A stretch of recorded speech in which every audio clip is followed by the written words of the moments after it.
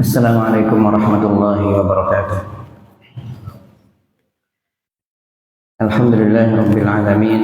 Nahmadullah subhanahu wa ta'ala hamdan katsiran thayyiban mubarakan fihi kama yuhibbu rabbuna wa yarda. Wa nusalli wa nusallimu ala nabiyyina Muhammad wa ala alihi wa ashabihi wa man ihtada hudahu ila yaumil qiyamah. Alhamdulillah, pada siang hari ini kita bisa berjumpa kembali di Masjid Madinah ini dengan izin Allah Subhanahu wa ta'ala. Tentunya ini adalah nikmat yang besar, dan di dalamnya insyaallah kita akan membahas sebuah karya tentang adab-adab bagi seorang penuntut ilmu yang berjudul Hilyah Thalibul Ilmi, yang artinya adalah perhiasan bagi penuntut ilmu, yang ditulis oleh Syekh Dr. Bakr bin Abdullah Abi Zaid rahimahullah ta'ala, dan berisi di dalamnya tentang bagaimana seorang penuntut ilmu agama, penuntut ilmu syar'i itu memiliki atau mengenal adab-adabnya terhadap dirinya sendiri, apa yang harus ia pelihara, apa yang harus ia rawat pada dirinya, bagaimana ia menghormati dirinya. Demikian juga berisi tentang bagaimana adab dirinya terhadap gurunya, terhadap temannya, dan bagaimana ia bermuamalah dengan Allah Subhanahu wa ta'ala. Tentunya pembahasannya sangat banyak, namun di dalam kitab ini dibagi menjadi beberapa bab. Yang pertama adalah kita berfokus kepada bagaimana seorang penuntut ilmu itu memberikan perlakuan terhadap dirinya, apa yang harus ia miliki, apa yang harus ia ketahui, apa yang harus ia lakukan untuk dirinya, untuk menghormati dirinya, untuk menghargai dirinya. Itulah yang kita bahas di dalam prinsip yang pertama ini, ya, bahwa di dalam bab pertama kita hanya berfokus kepada adab-adab penuntut ilmu terhadap dirinya. Prinsip yang pertama yang sudah berlalu dari kita adalah ilmu itu ibadah. Ilmu itu ibadah. Ya, dan ketika sesuatu aktivitas itu disebut dengan ibadah, maka dia menuntut dua hal yang harus terpenuhi, ya, sebagaimana ibadah-ibadah yang lainnya, seperti sholat misalnya. Maka sholat itu harus dilandasi dengan keikhlasan. Syarat yang pertama, ikhlas itu adalah memfokuskan niat hanya untuk Allah Subhanahu wa ta'ala, tidak memiliki tujuan selain itu, ya, hanya dipersembahkan untuk Allah Subhanahu wa ta'ala, mengikuti perintah-perintahnya, ya. Dan yang kedua adalah sebagai syarat dari ibadah, di dalam kitab ini disebut dengan istilah mahabbatullah wa rasul. Nah, mahabbatullah ta'ala wa rasulihi, yaitu mencintai Allah dan Rasulnya. Yang di sini maksudnya adalah hendaknya seorang penuntut ilmu membuktikan dirinya kalau memang cinta kepada Allah dan Rasulnya, maka ikutilah Rasulnya. Dan bahasa singkatnya adalah berittiba kepada Rasulullah SAW. Jadi prinsip yang pertama, ilmu itu ibadah, maka untuk menuntut ilmu itu harus dilandasi dengan keikhlasan yang pertama, dan yang kedua adalah dengan mengikuti perintah Allah dan Rasulnya, ya. Sebagaimana sholat, maka sholat juga harus mengikuti perintah Allah dan Rasulnya. Bagaimana Rasulullah SAW memberikan contoh bagaimana sholat, shollu kama ra'aitumuni usolli, sholatlah kalian sebagaimana yang aku praktekkan ini. Oleh karenanya setelah itu para sahabat yang belajar bagaimana tata cara salat kepada Nabi SAW, kemudian diperintahkan untuk pulang. Irji'u, pulanglah kalian. Sekarang qumu baina ahlikum, lakukan di hadapan keluargamu, sholatlah di hadapan mereka. Praktekkan apa yang sudah aku contohkan tadi itu, bagaimana tata cara sholatnya dari takbir sampai salam. Praktekkan di depan keluargamu, ajari mereka untuk sholat. Nah, demikian juga untuk ilmu. Ya, ilmu juga harus didasari dengan dua hal ini. Nah, dengan dua hal ini, karena ilmu disebut dengan ibadah. Dan kita sekali lagi menegaskan ilmu yang diutamakan di sini, yang dimaksud di dalam teks-teks Al-Quran, di dalam hadis-hadis Nabi SAW, keutamaan tentang ilmu. Ya, misalnya man salaka tariqan yaltamisu fihi ilman, barang siapa yang menempuh perjalanan untuk menuntut ilmu, ya, sahalallahu lahu bihi tariqan ilal jannah, maka dia akan dimudahkan oleh Allah, yaitu jalan menuju surga. Yarfa'illahu alladhina amanu minkum walladhina utul ilma darajat, kata Allah Subhanahu wa taala. Allah mengangkat derajat orang-orang yang memiliki keilmuan, dan ilmu-ilmu yang ada di dalam Al-Quran dan yang ada di dalam hadis Nabi SAW itu adalah ilmu syar'i, ilmu yang bisa mengantarkan kepada bagaimana beribadah yang benar, bagaimana takut kepada Allah, bagaimana memperbaiki kualitas keimanan dan ketakwaan kepada Allah. Itulah ilmu yang dimaksud. Ya. Adapun ilmu di luar ilmu syariat, maka hukum asalnya adalah mubah. Kalau hukum ilmu yang kita bicarakan ini, hukumnya wajib. Setiap kaum muslim wajib, setiap orang wajib untuk mempelajari ilmu agama. Adapun kalau ilmu umum, ya, atau ilmu yang membantu bisa memahami ilmu agama, misalnya bahasa Arab, maka hukum asalnya itu adalah mubah. Kalau meskipun ada yang berselisih tentang hukum bahasa Arab, ada yang mengatakan itu fardu kifayah, ada itu disukai dan sebagainya. Tapi kalau kita bicara ilmu di luar ilmu syariat secara umum, ilmu fisika, ilmu kimia dan lainnya, maka itu hukumnya mubah, boleh dipelajari, dan dia bisa naik derajatnya menjadi sesuatu yang disukai, ya, ketika itu dilakukan dengan keikhlasan. Memang saya menuntut ilmu kimia ini untuk demi umat, nanti seperti ini, punya tujuan tertentu, ya, demi untuk menjaga agama ini, misalnya seperti itu, dengan mewariskan atau dengan menjaga ilmu-ilmu umum, itu boleh dan bisa mendapatkan pahala, tetapi pahalanya tentu tidak lebih besar daripada seseorang ketika menuntut ilmu agama. Ya, sebelum kita masuk kepada prinsip yang kedua, ya, maka kita perlu meluruskan lagi ya, bahwa tema hari ini adalah meneladani bagaimana orang-orang salaf terdahulu menuntut ilmu, ya. Bagaimana meneladani mereka dalam beribadah, dalam berbagai hal, lebih tepatnya dalam berbagai hal. Nah, apa tujuan kita menuntut ilmu ini? Belajar itu tujuannya apa? Maka kita mempelajari ilmu agama itu sesungguhnya memiliki tujuan yang mulia, yaitu tujuan utamanya adalah memperbaiki kualitas ibadah kita.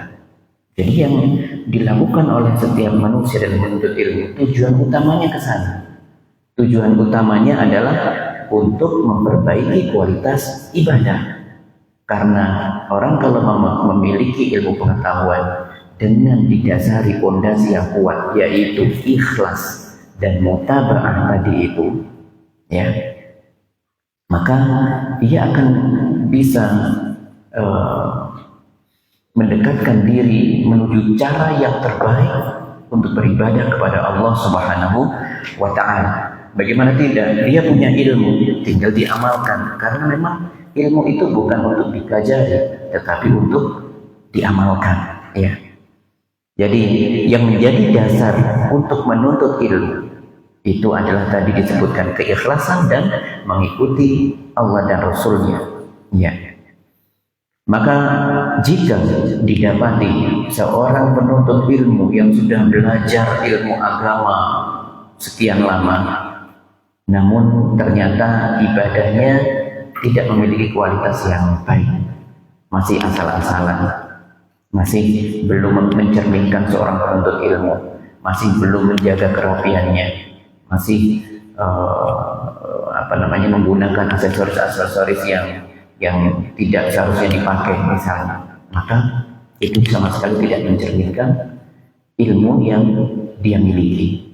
Artinya dia tidak mengamalkan ilmu. Kenapa dia tidak mengamalkan ilmunya itu?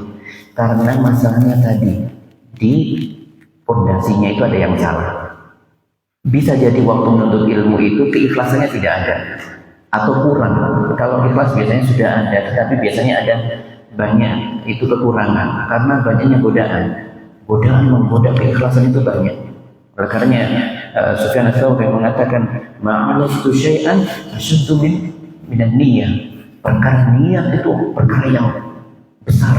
Menyusun niat ikhlas itu perkara yang besar. Bahkan ada seorang yang ulama mau mengajarkan sebuah hadis, mau membaca satu hadis saja di sebuah majelis ilmu.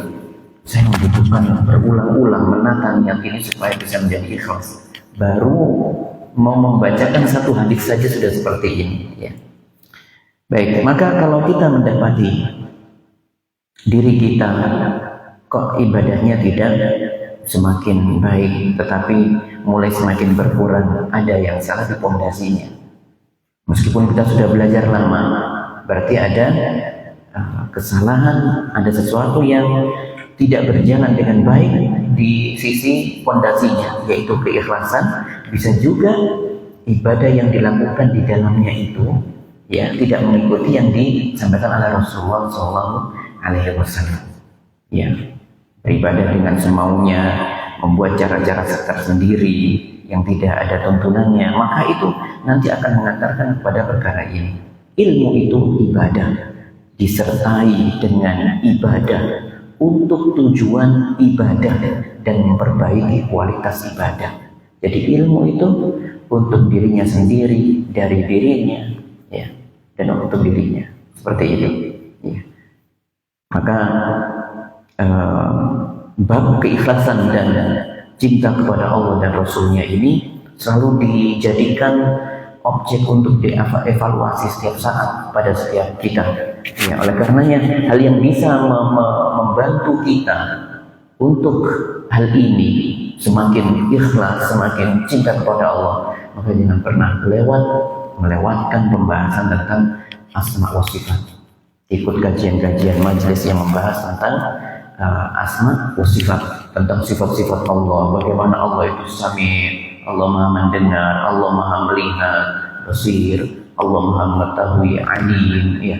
Itu terus di-upgrade dengan itu, sehingga kalau seseorang mengenal Allah dengan baik, mengenal asma dan sifatnya, maka itulah hal yang bisa menjaga dirinya untuk selalu takut kepada Allah, selalu ikhlas kepada Allah. Itu ya.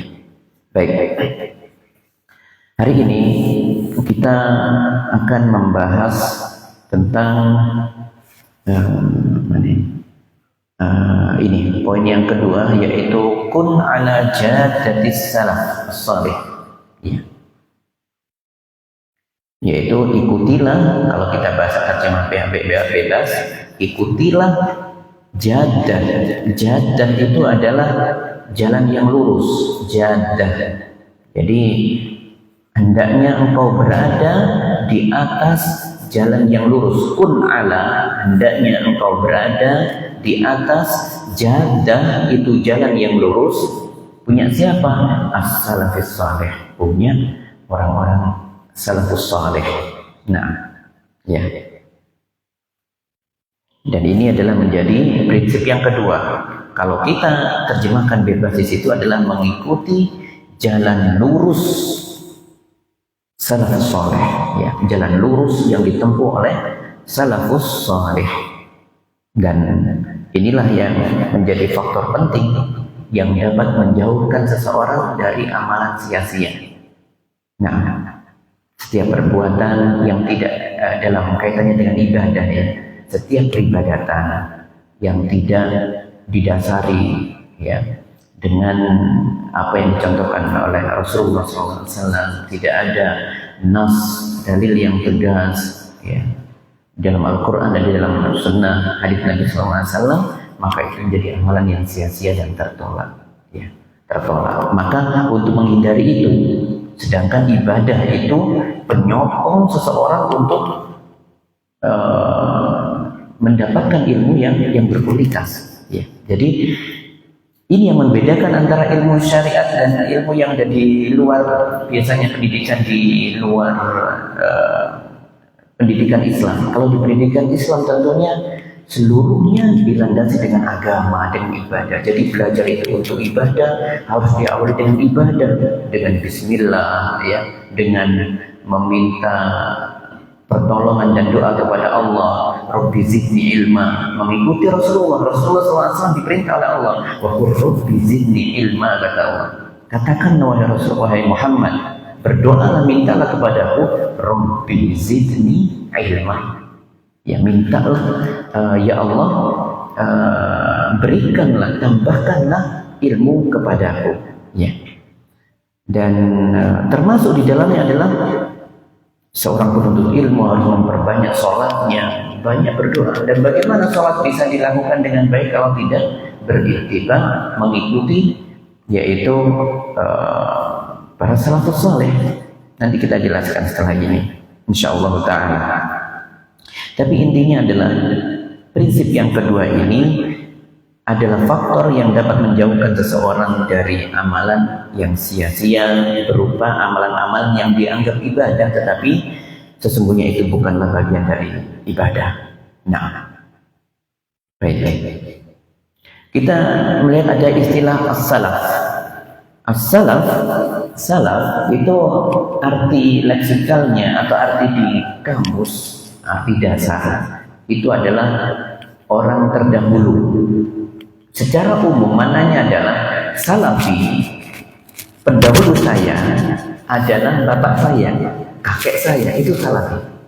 Ya, itu salafi, itu pendahulu orang yang sebelum diri saya atau diri kita. Misalnya siapa salaf kita? Maka salaf kita adalah bapak kita, kakek kita, ya, dan seterusnya. Itu makna dasarnya. Ya. Sebagaimana di dalam firman Allah disebutkan, wala tankihu ma nakaha aba'ukum minan nisa'i illa ma qad salaf. Jangan kalian mengawini atau menikahi wanita-wanita yang telah dinikahi oleh ayahmu, terkecuali pada masa yang telah lampau, masa yang telah lalu. Itu makna kata salaf disebutkan di dalam Al-Quran, yaitu masa yang telah lalu. Jadi mencakup umum. Ya, mencakup umum salaf itu secara makna harfiah. Intinya artinya pendahulu. Contoh juga ketika suatu hari Aisyah radhiyallahu taala anha bersama ummahatul mukminin, para istri Nabi, ada di sekitar Nabi sallallahu alaihi wasallam. Waktu itu Nabi dalam keadaan sudah sakit, ya. Kemudian putranya atau putrinya Nabi sallallahu alaihi wasallam, Fatimah, ya, radhiyallahu anha datang. Fatimah radhiyallahu anha datang, jalan menuju Nabi, dilihat oleh para ummahatul mukminin di situ jalan dengan postur seperti jalannya Nabi, mirip jalannya seperti Rasulullah, mirip seperti ayahnya. Maka ketika Fatimah duduk, dibisiki oleh Nabi SAW. Ya, setelah dibisiki, menangis, ya, Fatimah menangis. Kemudian setelah melihat menangis begitu, maka Rasulullah SAW membisiki yang kedua kali. Ya, kemudian dia tersenyum, senang rupanya setelah bisikan yang kedua. Kemudian setelah itu Rasulullah pergi dari situ, dan kemudian Aisyah mendekati Fatimah. Wahai Fatimah, tadi apa yang dibisiki oleh Rasulullah SAW? Dan aku tidak mau menyebutkannya karena ini adalah rahasia, katanya. Ini rahasia. Maka berlalulah peristiwa itu. Kemudian tidak berselang lama Nabi SAW meninggal, wafat. Ya, Nabi SAW meninggal. Dan setelah meninggalnya beliau Shallallahu Alaihi Wasallam, Aisyah kembali bertanya kepada Fatimah, wahai Fatimah, saya masih ingin tahu apa yang disampaikan oleh Rasulullah saat itu. Bolehkah aku tahu yang dulu kau tidak menyampaikannya? Oh ya, kalau sekarang boleh. Ya, sekarang boleh. Nah, yakni waktu pertama kali aku dibisiki, kemudian aku menangis. Ya, di situ disebutkan Fatimah di situ menangis. Ya, karena Rasulullah SAW membisiki Fatimah dan memberitahukan bahwa Jibril biasanya itu bertadarus Al-Quran 1 atau 2 kali dalam setiap tahun. Ya, tapi kali ini beda. Baru beberapa saat sudah datang lagi Jibril, lebih sering dari biasanya intinya ya. Jibril datang lebih sering atau tidak seperti biasanya kepada Nabi SAW. Yaitu datang 2 kali, sekali datang kemudian datang lagi berikutnya. Maka Nabi SAW mengatakan itu menunjukkan bahwa ajalku sudah dekat, gitu. Ya, oleh karenanya wahai Fatimah, ini pesannya Nabi Muhammad SAW kepada Fatimah, ittaqillah wasbiri, wahai anakku, bertakwalah kepada Allah dan bersabarlah, fa inni ni'mas salaf. Itu kata Nabi SAW, sesungguhnya sebaik-baik pendahulumu adalah aku, ni'mas salaf. Berarti orang yang nanti mendahuluimu, yang nanti meninggal duluan itu aku, wahai Fatimah. Setelah itu engkau, gitu. Makna tersiratnya seperti itu. Tapi bahasa kita as-salaf itu adalah orang yang mendahului. Ya, fa inni ana ni'mas salaf laki. Ya, atau fa inni ni'mas salaf ana laki, yaitu aku sebaik-baik pendahulumu wahai Fatimah. Oleh karenanya tadi menangis Fatimah. Kemudian setelah menangis itu maka dibisiki kedua kalinya dan membisikkan kepada Aisyah yang kedua kalinya, hai Fatimah, tidakkah kau menjadi pemimpin para istri orang-orang mukmin dan menjadi sebaik-baik wanita umat ini? Itu Fatimah. Nah, jadi yang kedua maka Fatimah radhiyallahu anha tersenyum senang dengan itu. Ya, tersenyum dan senang dengan hal itu. Tapi bahasan kita adalah di sini Nabi SAW mengatakan ana ni'mas salaf, sebaik-baik pendahulu ana lagi, kata Nabi SAW. Dan betul setelah beberapa saat 6 bulan berikutnya ganti Fatimah yang meninggal. Ya. Dan itu adalah hal yang terjadi. Nah, salaf ini nanti kita bahas di sini. Salaf tentu menjadi hal yang harus kita luruskan terlebih dahulu. Siapakah salaf itu? Maka di antara para ulama ya menyebutkan kata as-salaf itu merujuk kepada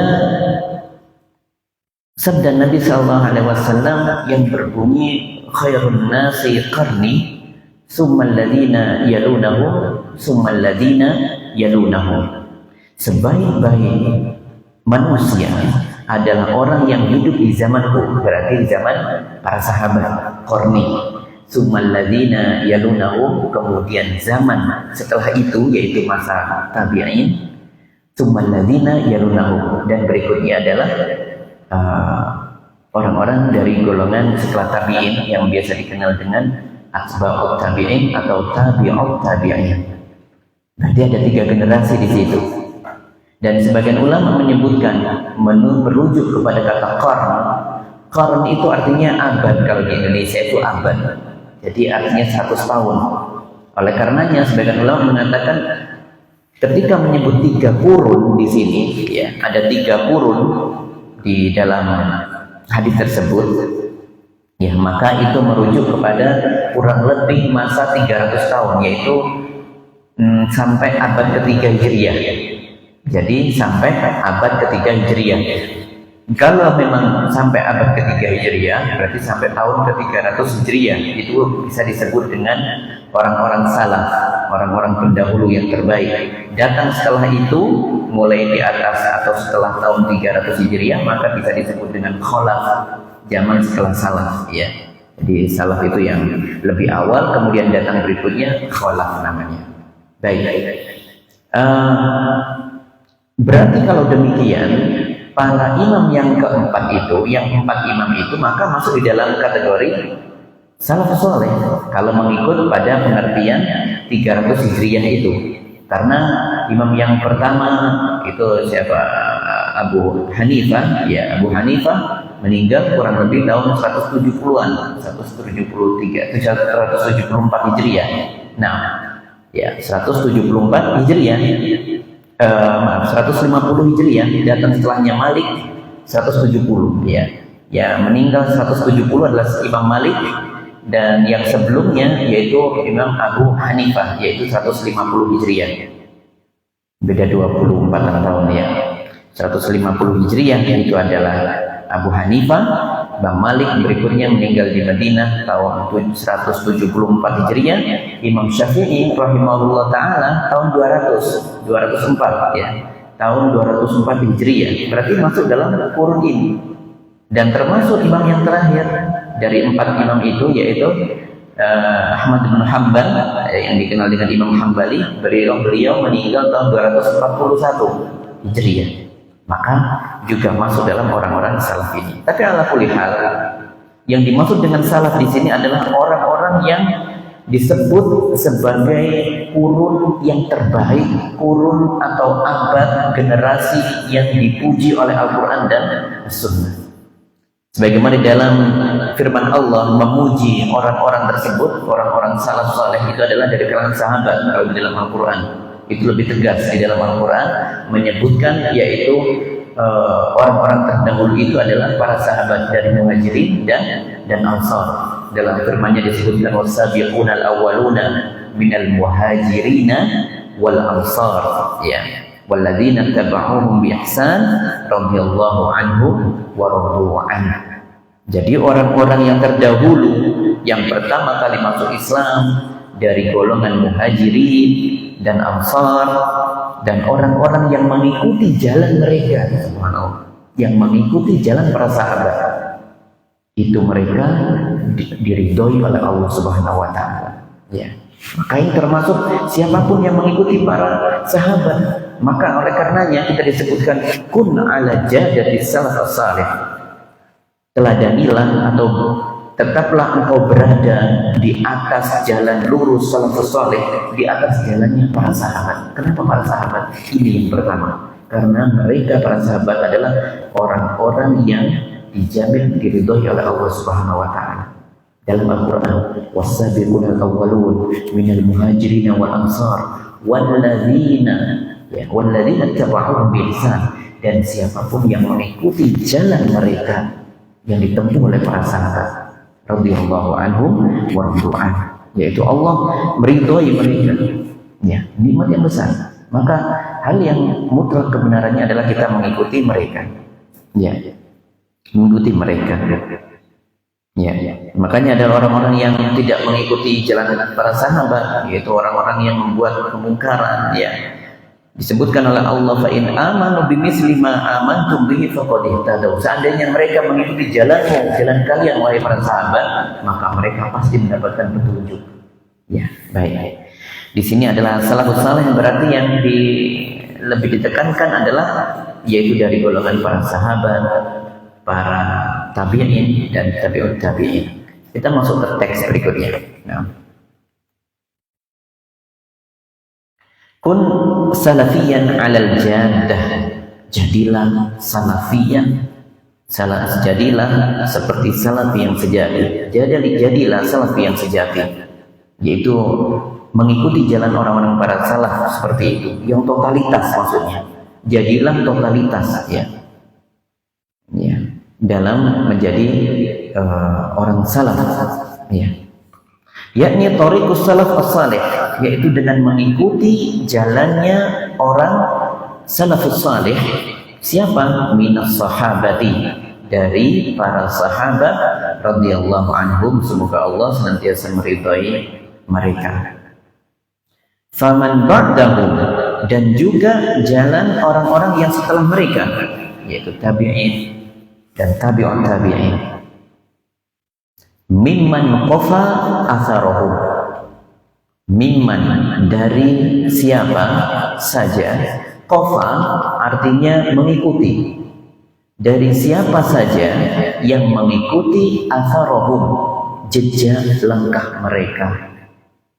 Jadi Di sini disebutkan, jadilah engkau salafiyah sejati, totalitas, ya, yaitu dengan mengikuti thariqus salaf as-salih, jalannya salafus salih dari golongan as-sahabah radhiyallahu anhum, faman ba'dahum, dan orang-orang atau generasi setelah mereka, mimman qafa atharahum. Ini ada pembatasan, yaitu tabi'in di masa tabi'in dan tabi'ut tabi'in yang mengikuti jejak langkah para sahabat itu.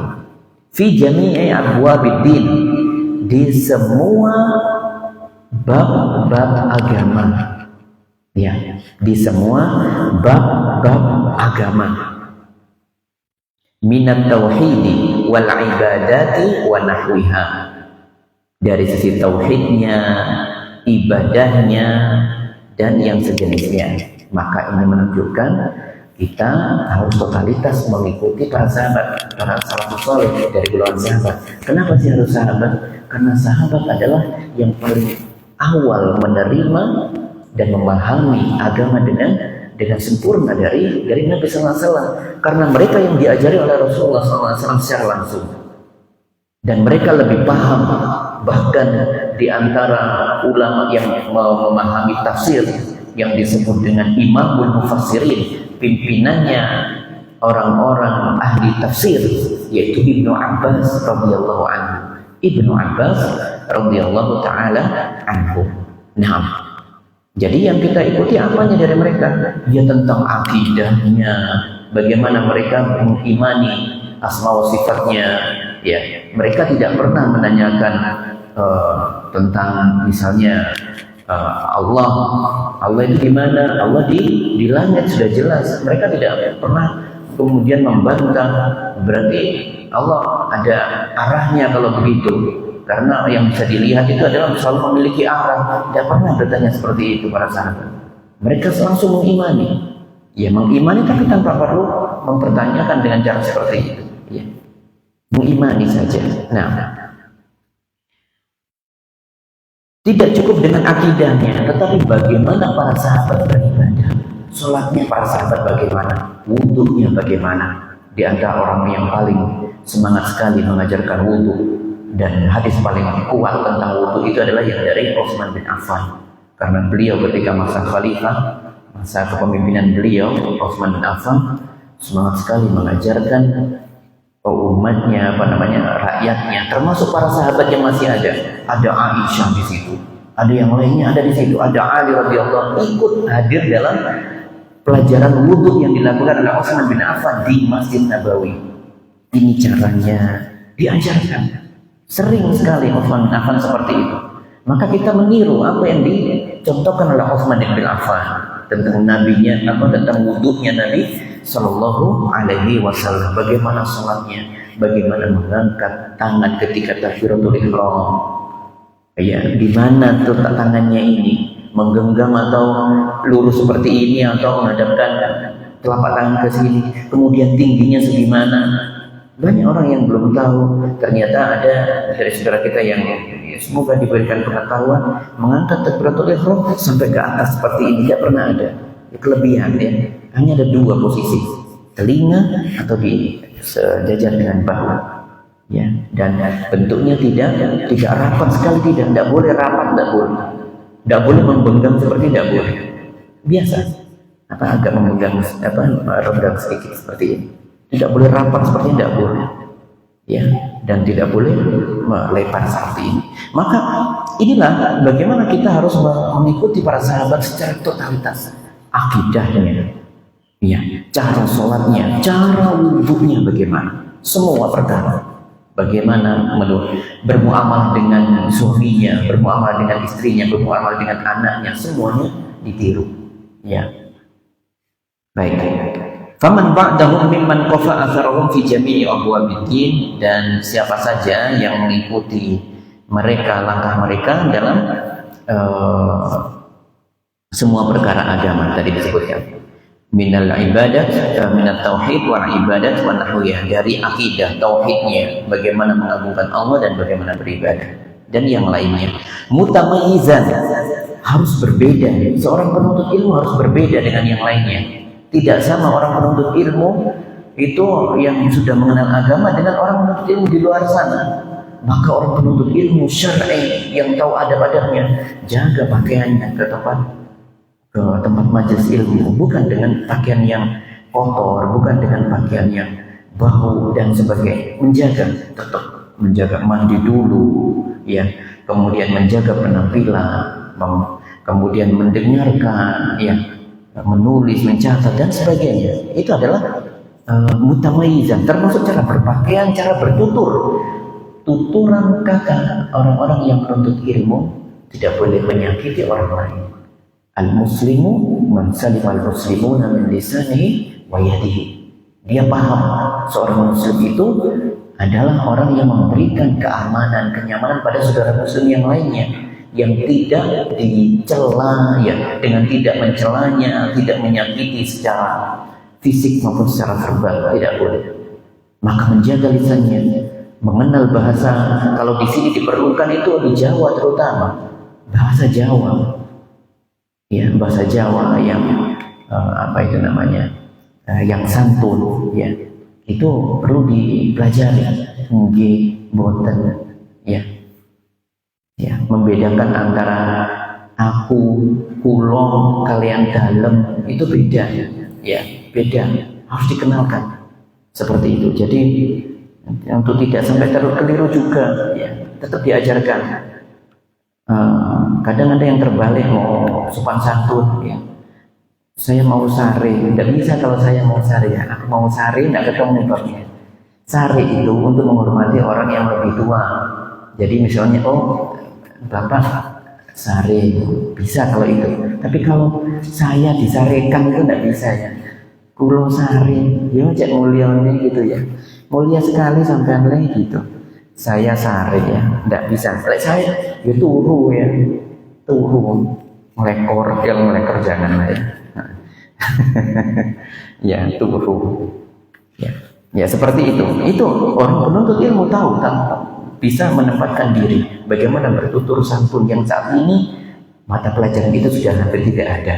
Kalau dulu saya pernah membaca bukunya seorang ahli bahasa di Indonesia, Tarigan namanya. Dulu pernah direkam bahwa tahun 80-an itu di dalam materi bahasa Indonesia, ini saya membaca bukunya, ya, itu katanya disisipkan mata kuliah satu subbab yang berisi tentang kesantunan berbahasa. Subhanallah. Makanya orang dulu kalau sama gurunya santun.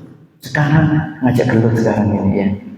Iya, ada sekarang ini siswa berani ngajak berantem gurunya, kemudian bertentang-benteng dengan ucapan yang tidak baik. Itu karena itu, ya. Ya, penuntut ilmu tidak seperti ini. Penuntut ilmu harus menjaga penampilannya, menjaga tindak tuturnya. Apa yang dilakukan? Biltizami athari Rasulullah SAW, dengan menjalankan sunnah-sunnah Rasulullah SAW, apa yang diajarkan oleh Rasulullah, ya. Murah senyum, maksudnya mudah memberikan senyuman kepada saudaranya, ya. Dalam senyuman itu ada sedekah, ya. Wa tawzifi sunan ala nafsi, dan menerapkan amalan-amalan sunnah Nabi SAW pada diri kita, pada aspek ibadah kita, pada muamalah kita dengan Allah, muamalah dengan saudara kita, dengan keluarga, ini semuanya. Wa tarkil jidali wal mirai, dan meninggalkan perdebatan. Al-jidal dan mira' sama, dan ini keunikan bahasa Arab, biasanya menyebutkan dua sinonim jadi satu dalam satu tempat seperti ini. Al-jidal dan mira' itu adalah hal yang sama, artinya perdebatan. Ya, perdebatan harus dihindari, bukan malah diajarkan berdebat, ya. Ya. Wal khawdi fi ilmil kalam, ya. Wal khawdi fi ilmil kalam, dan hendaknya tidak tenggelam dalam ilmu kalam. Nanti kita bahas setelah ini ilmu kalam itu apa. Wa ma yajlubul atham, dan apa-apa yang dapat mengantarkan kepada dosa. Wa yasuddu 'anil syar'i, dan dapat menjauhkan diri dari syariat. Nah, Penuntut ilmu harus menghindari hal-hal seperti ini. Yang pertama, dia harus berbeda dengan yang lainnya, yaitu dengan cara apa? Mengikuti sunnah-sunnah Nabi Sallallahu Alaihi Wasallam dan melaksanakannya, mengamalkannya. Tawzif as-sunan ala nafsi. Berikutnya yang harus dihindari adalah tarkil jidal wal miro, yaitu meninggalkan apa itu? Meninggalkan perdebatan. Tadi kita sebutkan adalah iltizam asar Rasul, yaitu mengikuti apa-apa yang diajarkan oleh Rasulullah SAW. Semua perkara diikuti. Bahkan Sufyan Ats-Tsauri pernah mengatakan, "In istata'ta alla tahukka ra'sak bi'asa illa bi'atharin faf'al." Bahkan kalau memang nanti ternyata didapati, misalnya ini ya, kalau didapati ada sebuah hadis tentang cara menggaruk kepala misalnya, ikuti itu. Ini menunjukkan bagaimana perhatiannya Sufyan Ats-Tsauri terhadap hadis. Semua yang dilakukan Rasulullah SAW, meskipun itu dianggap ringan, bayangkan, enggak ada juga hadis yang bercerita tentang bagaimana Rasulullah menggaruk kepala, tidak ada. Tapi karena bagaimana semangatnya Sufyan Ats-Tsauri untuk mengindahkan atau menjaga sunnah Nabi SAW, pernah mengatakan hal seperti ini. Ini istata'ta, kalau kau mampu, ya, alla tahukka ra'sak, untuk tidak menggaruk kepalamu, illa bi atharin faf'al, kecuali dengan hadis atau berdasarkan dalil dari Nabi sallallahu alaihi wasallam. Kalau memang ada dalilnya, ya, maka lakukan itu, ikuti dalil itu. Artinya hal yang kecil pun harus dilakukan. Hal yang terkadang dianggap kecil itu tetap dilakukan, ya. Misalnya tentang dulu minum sambil berdiri, ada orang menganggapnya kecil, ya. Minumnya dengan duduk saja, itu ada orang yang belum bisa menerima hal itu. Nah, maka diikuti. Kemudian juga mengikuti setiap yang dilakukan Rasulullah SAW di waktu subuh. Qobliyah, Nabi SAW memberikan contoh sholat yang ringan, ya tidak cepat, tetap diberikan haknya bacaannya, tetapi membaca surat apa di situ? Al-Kafirun dan Al-Ikhlas. Maka dilakukan dalam qobliyahnya subuh itu pendek saja, ya. Kemudian nanti setelah itu nanti di awal malam, yaitu di ba'diyah maghrib. Ba'diyah maghrib juga begitu. Yang dibaca adalah Al-Kafirun dan Al-Ikhlas. Kok itu terus Nabi melakukan itu selesai? Itulah enaknya dalam beragama. Nabi lakukan, sudah, itu adalah alasan yang tepat untuk menjawabnya seperti itu. Wa tarkil jidal wal mira, ya, yaitu hendaknya kalian menuntut ilmu meninggalkan perdebatan, ya, meninggalkan perdebatan.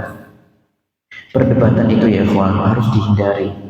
Kalau sekarang ini ada di beberapa lembaga pendidikan justru mengajari untuk demo, mengajari untuk melawan atasan, mengajari untuk menyampaikan aspirasi dengan cara ramai-ramai, bersorak-sorak, mengumpulkan massa. Ada yang seperti itu. Itu bukan cara yang benar. Bukan cara yang benar. Ya. Kemudian diajari untuk berdebat. Ya. Kecuali kalau di jurusan tertentu tujuannya adalah untuk menjaga agama, ya sudah tidak apa-apa. Tetapi kalau di dalam setiap pertemuan harus ada perdebatan yang sengit, ini bukan cara yang baik di situ. Karena di situ adalah apa perdebatannya? Perdebatan untuk mencari kemenangan di situ, bukan untuk menerima kebenaran, tetapi mencari kemenangan. Dan ada beda tujuan, yaitu ya, beda tujuan antara orang berdebat mencari kebenaran dengan orang yang berdebat mencari kemenangan. Yang penting saya harus menang, meskipun saya harus berdusta, meskipun saya harus mengambil pendapat-pendapat yang salah, yang jelas-jelas tampak salah. Itu adalah bentuk jidal atau mirot seperti itu. Bahkan Nabi SAW memberikan jaminan atau memberikan statement yang berupa jaminan rumah di sisi surga bagi orang-orang yang meninggalkan perdebatan. Nabi SAW berkata, "Ana za'imun bi baitin fi rabutil jannah." Aku akan menjamin rumah di tepi surga liman tarakal mira'an wa in kana muhiqqan, bagi seseorang yang meninggalkan perdebatan meskipun dia posisinya benar. Ya, tidak perlu berdebat. Tidak perlu berdebat. Bahkan orang yang hobi berdebat, kecuali untuk, sekali lagi, kalau untuk mempertahankan agama, maka boleh. Ya.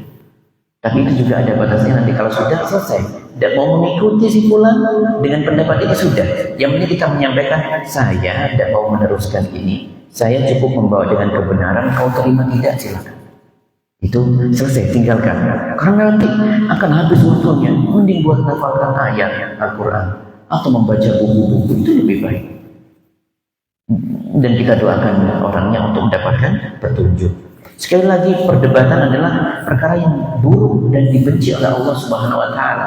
Nabi SAW mengatakan, "Inna abghadar rijali ilallahi al-aladul khasim." Sesungguhnya orang yang paling dibenci oleh Allah adalah, diantaranya adalah orang yang keras kepala, suka berdebat. Al-aladum itu adalah orang yang hobi berdebat, keras kepala. Al-khasim, yang suka memicu api permusuhan.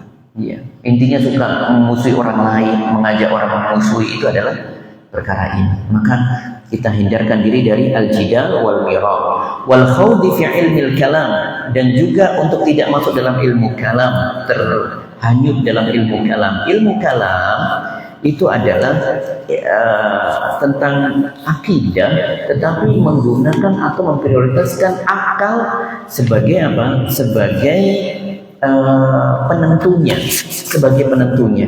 Itu adalah ilmu kalam. Ya. Jadi seperti tadi misalnya, katanya Allah di atas langit, berarti Allah ada di atasnya Allah, ada lagi dong kalau begitu, dan ada yang di bawahnya dong, ada yang di samping, ada yang di kirinya dong. Berarti Allah punya arah kalau begitu. Seperti itu pertanyaannya, muter-muter ke sana. Al-Quran itu kan keluar dari wahyu Allah, kemudian disampaikan oleh Rasulullah SAW. Maka yang terucap itu adalah makhluk Allah kalau begitu, karena dia keluar dari zat Allah Subhanahu wa taala. Zat Allah tetap zat, maka Al-Quran itu adalah makhluk Allah kalau begitu. Nah, itulah mereka seperti itu, selalu mengedepankan akal. Dan ilmu kalam ini adalah hal yang seringkali menyebabkan sebuah keyakinan itu menjadi semakin rancu, semakin ragu. Itu adalah ilmu kalam, dan ini diajarkan di lembaga-lembaga pendidikan, ya ikhwan. Ya. Sudah diajarkan ilmu kalam, ya. Maka yang putra-putrinya sudah sekolah di tingkat menengah atau di tingkat perguruan tinggi, maka untuk berhati-hati dengan ini, jangan sampai dia semakin ragu dengan keimanannya karena bergulat dengan atau tenggelam dengan ilmu kalam ini, ya, dengan ilmu kalam, ya. Qala Az-Zahabi rahimahullah taala.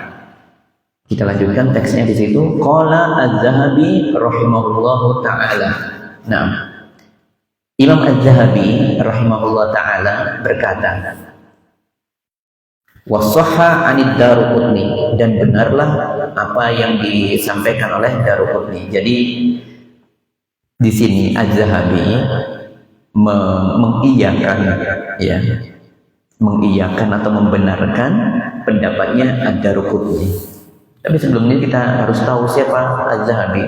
Az-Zahabi ini terkenal dengan ulama ahlul hadis, ahlul tarikh, ulamanya ilmu hadis dan ulamanya sejarah. Di antara kitab beliau yang terkenal adalah Siyar A'lam An-Nubala. Itu biografi orang-orang terbaik, ya, sahabat, tabi'in, ada semuanya, ulama-ulama dulu.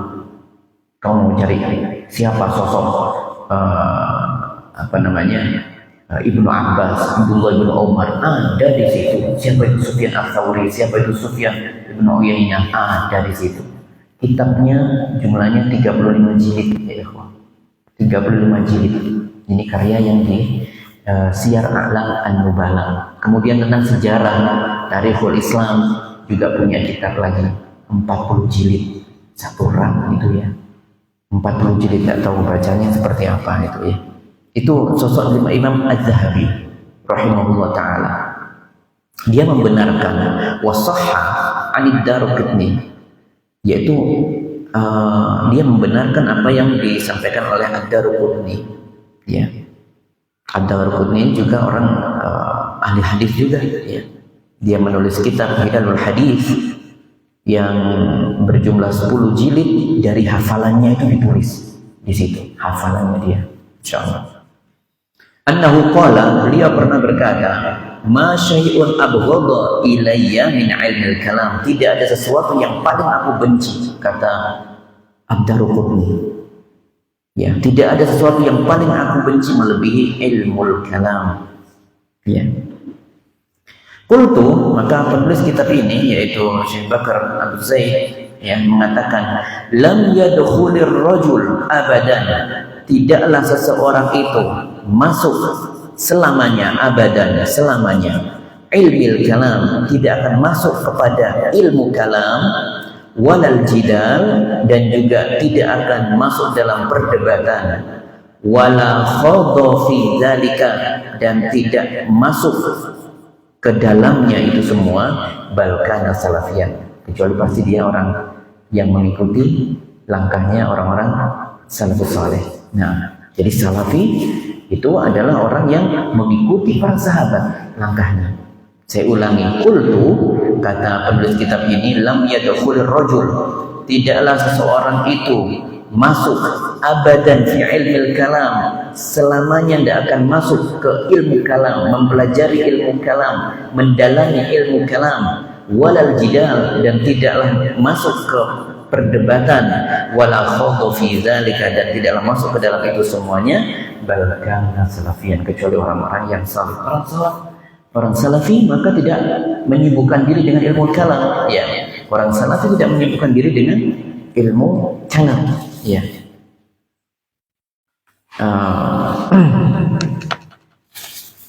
Oleh karenanya seperti contoh adalah Al-Imam Al-Ghazali.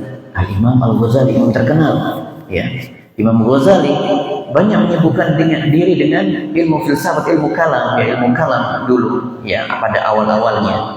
Kemudian di akhir hayatnya beliau mengatakan, laisa tariqu fi taqwiyati wa isbatihi ayil i'tiqad an ya'lam san'at al-jadal wal kalam. Intinya adalah bukanlah jalan yang baik itu adalah untuk mengikuti perdebatan dan ilmu kalam, bal yashtaghilu bi tilawatil Qur'an wa tafsirihah. Yang lebih tepat adalah pelajari Islam itu dengan apa? Sibukkan diri dengan membaca Al-Quran, memahami, mempelajari tafsirnya, wa qiraatil hadis wa ma'aniha, mempelajari hadis-hadis dan memahami makna-maknanya, wa yashtaghilu bi wadha'ifil ibadah, dan menyibukkan diri dengan ibadah-ibadah yang lainnya. Itu pesannya Al-Ghazali di masa akhir dari hayatnya, ya.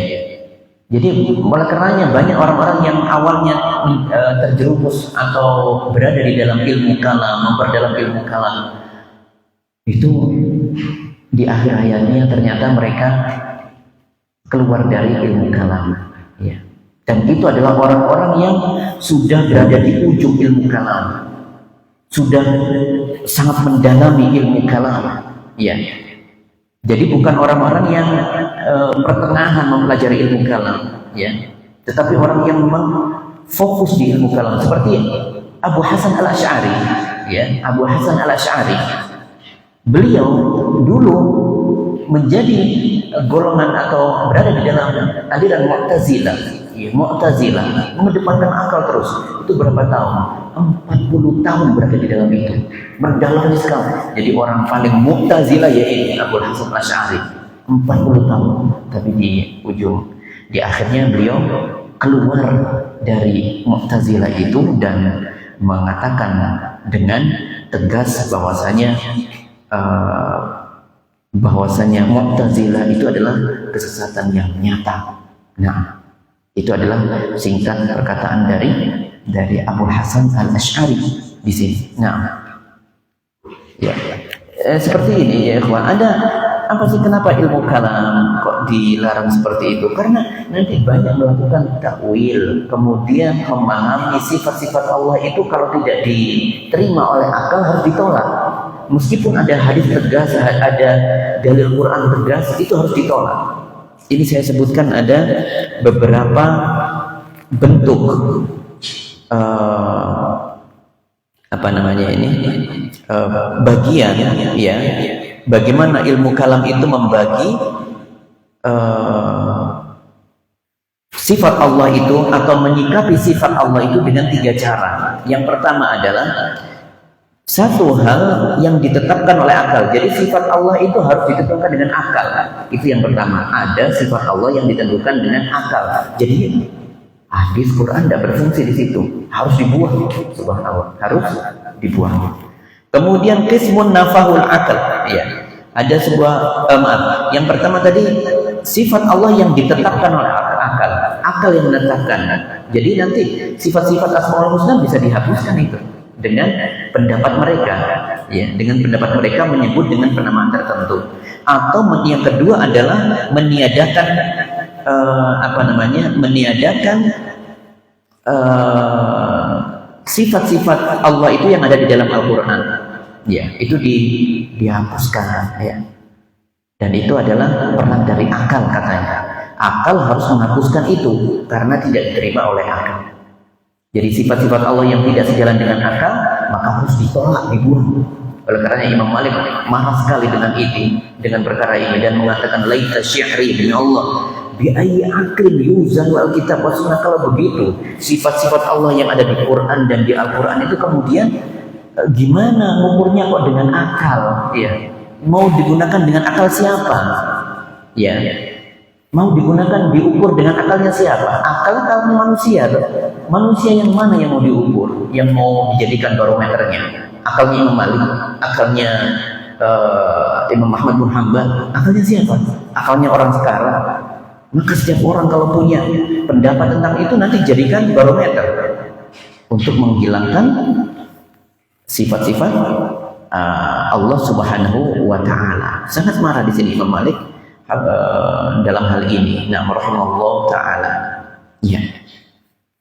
Maka ilmu kalam ini adalah ilmu yang dapat merubah sesuatu yang sudah yakin menjadi sesuatu yang semakin meragukan, ya, semakin meragukan.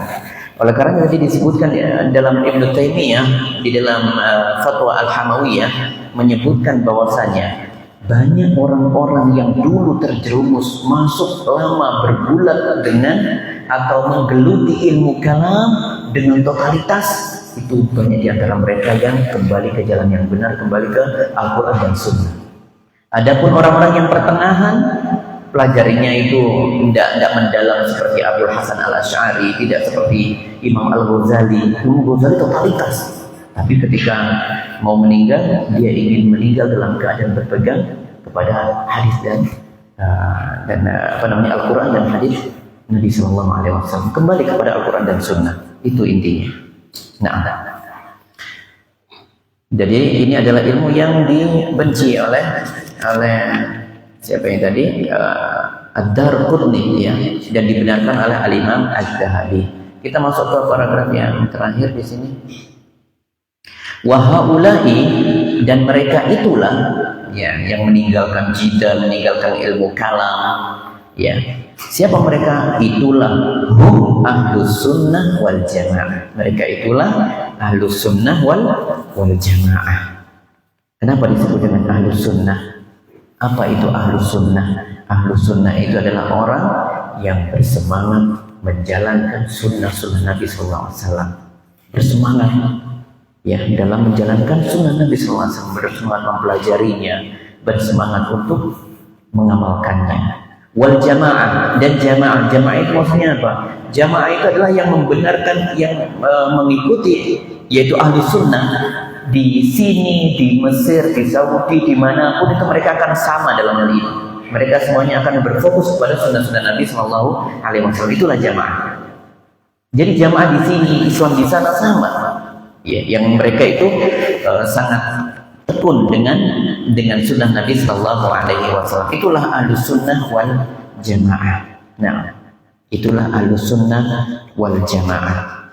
Al-muttabi'una, ya, al-muttabi'una artinya adalah yang mengikuti.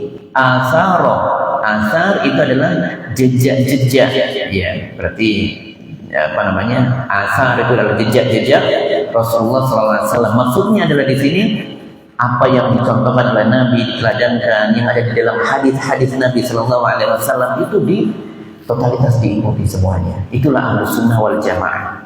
Ya, itulah Ahlus Sunnah wal Jamaah. Wahum kama qala Syekhul Islam Ibnu Taimiyah, dan mereka itu Ahlus Sunnah wal Jamaah. Kama qala, sebagaimana disampaikan oleh Syekhul Islam Ibnu Taimiyah rahimahullah taala tentang Ahlus Sunnah, beliau mengatakan wa Ahlus Sunnati, Ahlus Sunnah adalah naqawatul muslimina. Ya, naqawah itu artinya pilihan. Seperti ini, kalau ada beras misalnya, beras itu campur sama ada kulit-kulitnya beras, apa itu namanya, kulitnya beras itu apa kulitnya beras itu apa? Gabah ya, biasanya kan habis di ini masih ada gabah-gabahnya. Nah, kemudian diayak, disortir di ini kan, kalau di Jawa namanya diayak, kemudian nanti yang jatuh hanya ininya saja, misalnya yang bagian yang paling bersih saja, kotorannya ada di atas. Apa yang bagian kotor atau yang gabah-gabah sisa-sisa itu ada di atas ayaannya, ya. Yang ada di bawah yang jatuh ini adalah yang bagian-bagian pilihan semuanya. Nah, ini namanya naqawah ini. Seperti ini keadaan naqawah. Jadi yang paling bersih, yang jernih, murni itu adalah naqawah. Naqawah itu Ahlus Sunnah adalah naqawah. Bagian yang paling murni, paling jernih, tidak ada amalan-amalan yang aneh-aneh, tidak ada amalan-amalan yang dikarang-karang di situ, tidak ada kreasi-kreasi dalam agama, dalam beribadah. Yang ada adalah murni dari Nabi Sallallahu Alaihi Wasallam dan diikuti oleh para sahabat ridwanullah alaihim. Itulah Ahlus Sunnah. Wa hum khairun nasi lin-nasi, dan mereka itu adalah sebaik-baik manusia untuk manusia. Itulah sebaik-baik manusia untuk manusia. Ya. Yang terakhir adalah falzamis sabil, maka ikutilah jalan tersebut, ya. Ikutilah jalan tersebut, yaitu jalannya para sahabat Nabi sallallahu alaihi wasallam, jalan salafus saleh ikuti. Wala tattabi'us subul, dan jangan ikuti jalan-jalan yang lain, fatafarraqu bikum an sabili, sehingga kalian akan bercerai-berai dari jalan tersebut. Dzalikum ma wassakum bihi la'allakum tattaqun. Ya. Itulah yang diwasiatkan kepada kalian agar kalian menjadi orang-orang yang bertakwa. Sekali lagi jemaah yang dimuliakan oleh Allah, kita mengikuti jalannya salafus saleh. Nabi SAW menyebutkan bahwa nanti akan ada 70 sekian golongan, ya. Akan ada 70 sekian golongan, ya. Satu di antara mereka itu adalah golongan yang selamat, ya. Satu di antara mereka adalah golongan yang selamat, yaitu masuk di dalam surga. Iftaraqatil Yahud, dalam hadisnya disebutkan iftaraqatil Yahud ala 71 firqah. Kalau Yahudi itu terpecah menjadi 71 golongan, ya. Fawahidatun fil jannah, satu masuk surga, wa sab'una finnar, 70 masuk neraka. Itu di golongan Yahudi sebelumnya, ya, sebelum syariat Islam diturunkan.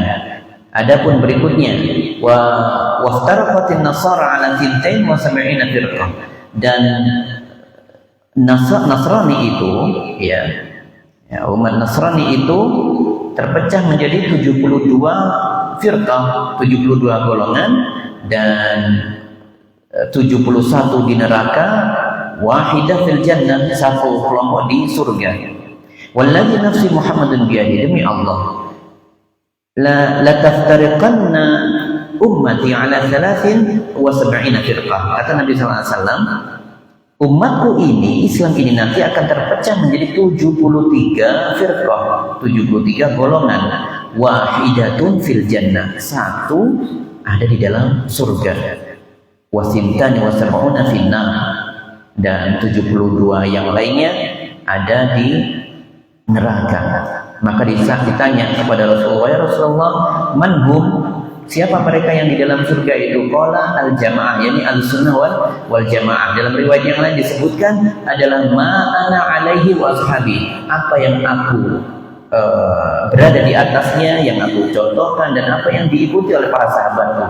Itu adalah orang-orang yang berada di ahlul jannah, yaitu ahlus sunnah wal jamaah. Yaitu intinya kita harus mengikuti Nabi SAW dan mengikuti jalannya para sahabat. Kita perhatikan tadi, Islam nanti ada 73 golongan. Misalnya ada 73 jalan, ya. 72 itu sesat semuanya, mengantarkan ke jurang semuanya, mengantarkan kepada neraka semuanya. Pilihannya cuma satu di sini. Maka ini jalan sulit apa mudah seperti ini. Pilihannya lebih banyak yang ini. Yang paling banyak adalah yang paling mengantarkan kepada nerakanya. Cuma satu yang dapat mengantarkan ke surganya. Ini perkara mudah atau berat ini? Berat. Berbeda kalau di model sebaliknya, 72 pintu surga, 1 pintu neraka. Ini enak sekali kalau ini. Mau ikut ini bisa. Tapi ini beda. Yang mengantarkan ke neraka 72 jalan, 72 golongan. Cuma satu yang selamat. Ini perkara yang berat. Ya, perkara yang berat. Ya.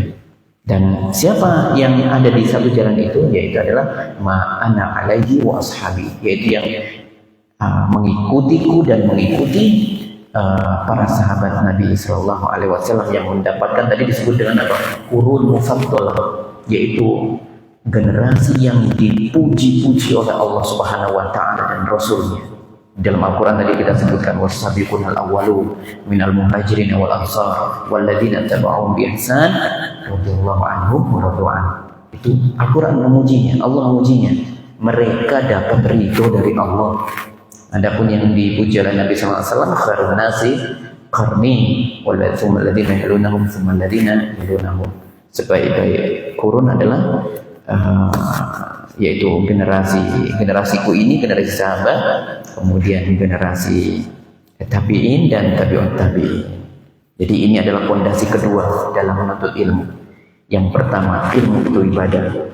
Berarti orang menuntut ilmu harus dilandasi dengan keikhlasan dan rasa cinta kepada Allah dan Rasulullah. Dalam hal ini adalah dibuktikan dengan meneladani Rasulullah SAW dalam berbagai perkara.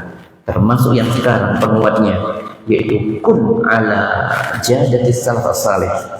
Teladanilah para salafus saleh. Siapa salafus saleh di sini adalah para sahabat, para tabi'in dan tabi'ut tabi'in. Nah, disebutkan sahabat yang pertama di sini karena sahabat itu adalah yang paling selamat dan yang paling bersambung kepada Nabi SAW adalah para sahabat. Oleh karenanya para sahabat ibadahnya tidak ada yang aneh-aneh, tidak ada yang berputar-putar sampai semalam suntuk ingin mencari ketenangan, tidak ada. Tidak akan pernah ditemukan para sahabat putar-putar begitu mencari ketenangan, menghilangkan kesedihan, tidak ada. Tidak ada. Ya, semuanya adalah dengan penuh hikmah.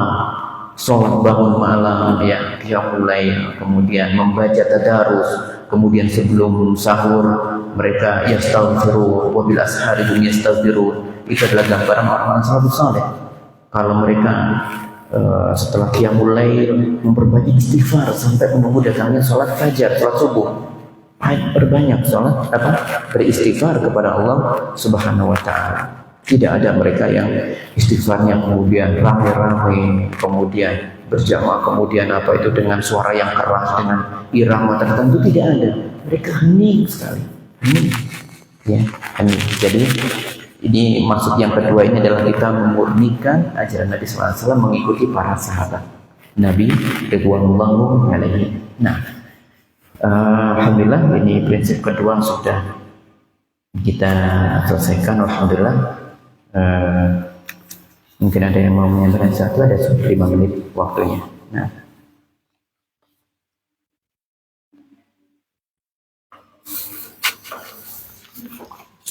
untuk menerjemahkannya tadi kecepatan enggak ya? Masih kecepatan? Oh, terlalu cepat. Oh, iya. Ya. Berarti berikutnya ya. Jujur sekali jawabannya ya. Ya, alhamdulillah. Berarti ya. Kalau ini saya tadi memang lebih berfokus kepada menghabiskan satu prinsip ini ya. Apakah kalau enggak sampai enggak apa-apa ya kalau enggak habis prinsipnya ya. Nanti kita memahami setiap kata di dalamnya sambil belajar bahasa Arab ya ikhwan. Di sini belajar bahasa paling susah di kitab ini ya. Ini memang sengaja ditulis oleh penulisnya Bakar bin Zaid rahimahullah taala.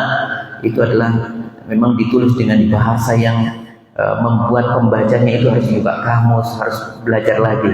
Hatta itu orang Arab sendiri harus mempelajari untuk buka kamus ya. Nah, apalagi yang orang Malang seperti ini, orang Lowaru, Wasawu Jajar, Arjosari, maka ya itu tentu agak ini. Maka mungkin insya Allah yang berikutnya nanti ya kita usahakan untuk lebih pelan.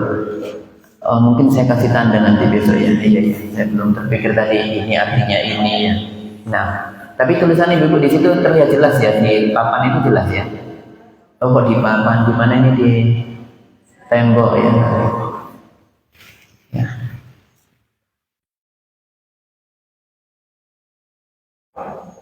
Bagaimana jika ada orang menyebut pondok atau sekolah tertentu dengan menyebut salafi? Oh ya, di dalam saya tidak tahu maksudnya, cuman saya dengar yang saya tangkap ini ada dua istilah kalau di dalam istilah pesantren di Indonesia ini. Ada pesantren modern, ada pesantren salafiyah ya, dan itu adalah merujuk kepada makna yang beredar umum, itu tidak dikaitkan dengan salafi yang kita bahas ini ya, tetapi mereka menyebutkan pondok modern itu yang menggunakan kurikulum modern. Biasanya ditandai dengan pembahasan kitab-kitabnya itu sudah kitab-kitab yang kontemporer ya, kitab dari ulama-ulama yang ada sekarang ini.